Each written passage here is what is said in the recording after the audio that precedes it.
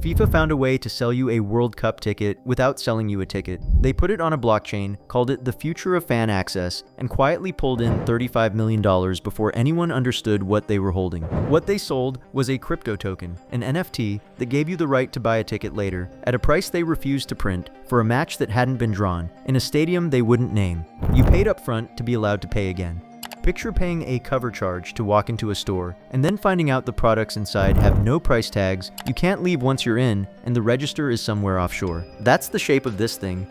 To make it concrete, there's a group stage match in Houston, Cabo Verde against Saudi Arabia. On StubHub, a seat to that game runs about $196. FIFA's loyal early fans, the ones who bought in first, paid $709, same stadium, same match, which means they paid 3.5 times the open market price for the privilege of buying early. And somehow that's completely legal. So if you're wondering who actually paid for all of this, the answer is the fan. The one who got an email calling this the affordable, fan-friendly way into the World Cup, and believed it. And the thing that made every bit of it possible isn't a stadium or a sponsor. It's one clause, buried in a terms of service updated on January 1st, written by a blockchain company in Gibraltar you have never heard of. But before we get to Gibraltar, let's start with what you were actually buying, because almost nobody who bought it could tell you. The product is called an RTB, a right to buy. You purchase it on FIFA Collect, the Federation's official NFT platform, for somewhere between $299 and $4,000. It's a token, a digital receipt on a blockchain, and it does exactly one thing. It lets you, at a later date, buy a ticket at face value. It works in 3 steps, and the 3 steps are the whole story. Step 1, you buy the token. Step 2, and this part is real, you burn it. You trigger a one-way, irreversible action that destroys the token in exchange for the right it represented. Step 3, you pay again. The actual face value of the ticket, a number that was not disclosed when you bought the token. And then, days or weeks later, they tell you where you're sitting. FIFA's own FAQ says it plainly. Owning an RTB does not include the cost of the ticket itself, which is the corrected version of everything the marketing implied.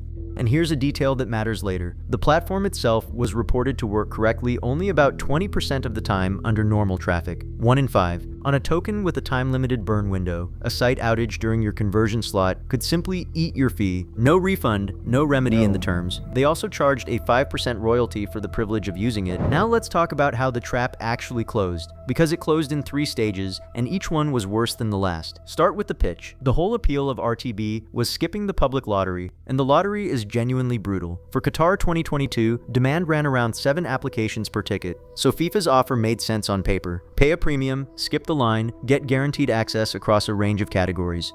A December 2024 email told buyers tickets would be available across different categories, providing options to suit various preferences and needs. Hold on to that sentence, options to suit various needs, because in October 2025, FIFA finally disclosed which categories RTB holders would actually get. 70% Category 1, the most expensive tier, 28% Category 2, 2% Category 3, and Category 4, the cheap seats, the affordable tickets the whole thing was supposedly built around, 0%, none. Which means 98% of everyone who converted got funneled into the 2 priciest tiers in the building. The affordable option they sold you on simply didn't exist. 6 days before the November 13th conversion deadline, a FIFA Collect admin admitted on Discord that the platform had not yet received pricing from FIFA ticketing. So holders had to decide, convert now, committing thousands of dollars to a ticket whose price they could not see, or miss the deadline and watch the token turn into nothing on December 1st. The tournament draw hadn't even happened yet.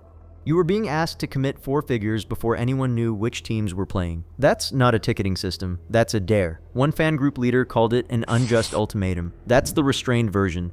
So let's go back to the question from the start. How do you sell tens of millions of dollars of this and not get sued into the ground? And this is where the real story actually is. Because the genius of the RTB scheme was never the product, it was the paperwork. Here's the first thing you didn't know. FIFA Collect isn't operated by FIFA, it's run by Modex Tech Limited, a blockchain firm registered in Gibraltar, which means your contract, your money, your anger, your legal standing isn't with FIFA at all. It's with an offshore entity most buyers couldn't find on a map, which is, when you think about it, the whole point. Second thing, the terms of service contain a binding arbitration clause and a class action waiver in Section 17.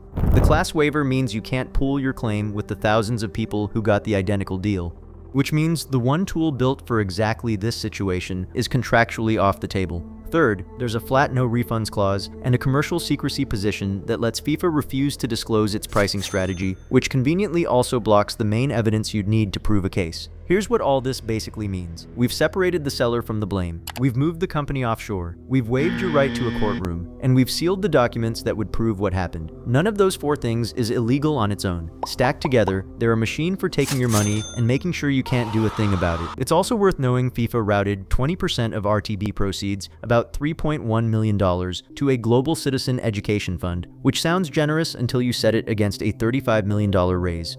Then it stops sounding like charity and starts sounding like a receipt. And the regulators noticed. In October 2025, Switzerland's gambling authority filed a criminal complaint classifying the random RTB packs as an unlicensed lottery, and a separate right-to-final token, which paid out only if your team reached the final, as unlicensed sports betting. Then FIFA quietly amended that product's terms to add refunds. You don't add refunds to a thing you're confident was legal. So who actually pays for all of this? Let's make it one person. Call her Maria in Houston.